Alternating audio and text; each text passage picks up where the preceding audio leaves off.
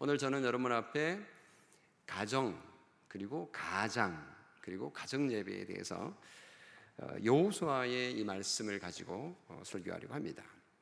오직 나와 내 집은 여호와를 섬기겠다라는 이 말은 여호수아가 왜 했을까요? 뭔가 문제가 있구나. 상상을 해보면 이스라엘 백성들이 가나안 땅에 들어와 보니 가나안 땅의 문화는 이스라엘 백성들의 문화와 차이가 있었습니다. 훨씬 높은 문화를 자랑하고 있었고요. 이스라엘 백성들은 공짜로 그 문화를 그대로 집도 얻고 과수원도 얻을 수 있었고 땅도 얻을 수 있었습니다. 그래서 하나님께서 놀라운 풍요를 제공해 주셨고 안식을 누릴 수 있었죠. 그것을 마음껏 누리다 보니까 처음에는 너무 감사하고 고맙고 하나님 땡큐 뭐 이렇게 하면서 살았을 텐데 소와 양이 번성하고 은금이 풍성하게 되었습니다. 그러니까 배가 부르게 되니까 이상하게 하나님을 찾지 않는 겁니다. 경제적으로 문화적으로 성장하고 좋은 시대를 구가하면 구가할수록 이상하게 젊은이들이 하나님을 떠나고 있습니다. 교회를 떠나고 있어요. 지난 10년 동안 통계에 의하면 젊은이들의 숫자가 교회에 나오는 출석하는 숫자가 반으로 줄었답니다. 자녀들도 낳지 않죠. 그러니까 지금 영아부가 없대요. 영아부 없는 교회가 75%가 넘는다 그러고요. 주일학교 없는 교회도 60%가 넘는다는 통계가 이미 몇 년 전에 나왔습니다. 사사기 2장 10절, 그러니까 7절에 이어서 10절에 이런 말씀이 나오기 때문입니다. 다른 세대는 여호와를 알지 못하며 여호와께서 이스라엘을 위하여 행하신 일도 알지 못하였더라.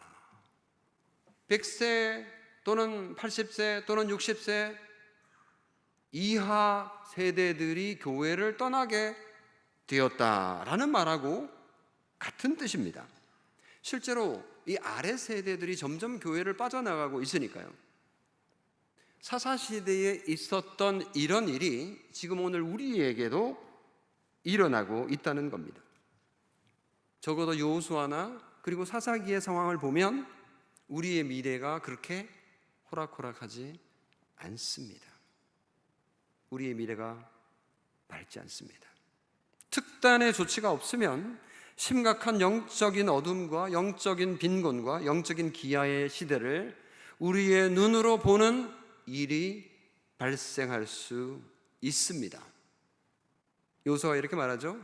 오직 나와 내 집은, 여기서 내 집이라 그러고요. 여러분의 집을 생각하시면 돼요. 근데 여기 히브리인들의 구약 성경에 나오는 이 집이라는 단어는 언약적 의미가 있거든요. 다시 말하면 가정에는 하나님의 언약의 말씀이 선포되는 범위를 가정이라고 보거든요. 예를 들면 아브라함의 집안을 생각해 봅시다. 근데 아브라함의 집 또는 여호수아의 집이라고 말을 할 때 그 집은 여호수아가 또는 아브라함이 언약의 말씀을 선포할 때 들을 수 있는 범위에 있는 모든 그 영역을 집이라고 또는 가정이라고 보는 겁니다. 실제로 할례를 행할 수 있는 범위가 내가 육신으로 낳은 혈육의 자녀뿐만 아니라 그 집에 들어와서 살고 있는 이방인, 예를 들면 옛날에는 뭐 간의 숭업을 했을 테니까 거기에 이제 종으로 들어와서 살고 있는 사람, 또는 이 집에 기술을 배우러 온 도제들, 뭐 이런 사람들도 아브라함과 또는 여호수아의 언약의 말씀을 듣는 범위 내에 있기 때문에 그들이 원할 경우 할례를 베풀라고 했습니다. 그러니까 하나님의 언약의 말씀이 중심이 되는 게 가정의 핵심인 거죠. 자, 그리고 봅시다. 여호수아는 이렇게 말합니다. 오직 나와 내 집은 이라고 했는데 여기서 나라는 말을 굳이 넣었어요. 그리고 나의 집이다 이렇게 말을 하는데 사실은 여기서 나와 내 집은 이라고 말할 때 그 나라는 것은 가정의 언약의 말씀을 책임 맡은 가장이라는 뜻입니다. 나는 내 가정의 가장으로서의 역할을 다 할 거야. 너희들도 그렇게 할 거야? 라고 도전한 것이죠. 하나님께서 모든 가정의 가장에게 제사장과 선지자와 왕의 직분을 주셨습니다. 왜요? 하나님의 말씀을 전하라고. 하나님의 말씀이 권위가 있기 때문에, 하나님이 권위가 있기 때문에 그 권위를 줬는데, 실제로는 하나님의 말씀을 전하지 않는다면 그 가정이 잘 되는 것은 기적이죠. 가정에서 언약의 말씀이 선포될 수 있는 기회는 가정 예배밖에 없습니다. 가정 예배를 가정마다 드리십시오. 가정 예배는요, 구약 시대부터 시작이 됐고요, 이미 있었던 것입니다. 가정마다 가정 예배를 드리고 있는 모습을 성경 여러 곳에서 확인할 수 있는데 제가 다 말씀을 드릴 수는 없고요. 신약 시대에도 가정마다 가정 단위로 이 복음이 전해지고 또 복음을 받는 모습을 봅니다. 그게 이제 가정을 중심으로 이게 신앙이 이어지기 때문에 나타나는 현상이죠. 중세 1000년 동안은 이 가정 예배가 소홀히 됩니다. 이 가정에서 하던 경건 생활이 수도원으로 넘어가게 되는데요, 수녀원 수도원에는 결혼하지 않은 남녀들이 들어가서 가정도 이루지 않고 그곳에서 자기들끼리 성경 읽고 경건 생활을 했던 거예요. 문제는 가정을 소홀히 했다는 거죠. 예수 잘 믿으려면 어디로 가야 되냐? 가정으로 가는 게 아니라 수도원으로 가야 한다고 생각을 했던 거고, 실제로 그렇게 가르쳤습니다. 그런데 종교개혁자들이 교회를 개혁하면서 가정도 개혁했습니다. 종교개혁자들이요, 시집가고 장가 다 갔습니다. 루터만 하더라도 루터도 결혼했는데 아내가 수녀 출신입니다. 네, 그렇게 해서 가정이 소중하다는 것을 종교개혁자들이 회복했고, 수도원과 수녀원에서 하던 그 경건 활동을 어디로 가져와요? 가정으로 다 가져왔습니다. 수녀하던 사람, 그리고 또 수도사가 둘이 결혼해가지고 뭐 하겠어요? 늘 뭐 기도하고 찬송하고 했던, 그게 이제 가정 예배입니다. 그래서 자녀들과 함께 가정 예배하는 전통이 종교개혁자들이 일으켜 준 거고, 그 뒤에 개신교도들은 가정 예배를 가정마다 다 해 왔습니다. 이런 아름다운 전통을 우리가 가지고 있는데, 그러면 어떻게 가정 예배를 할 수 있을까요? 저희 가정에서 10년 전쯤에 가정 예배 하는 거를 CTS에서 찍어가지고 3분짜리 뉴스로 내보낸 적이 있습니다. 그 영상을 한번 보여드릴 테니까요, 한번 보시고 그렇게 한번 해보실 수 있겠다 싶은데요. 한번 보시겠습니까? 저녁 식사 준비가 한창인 주방.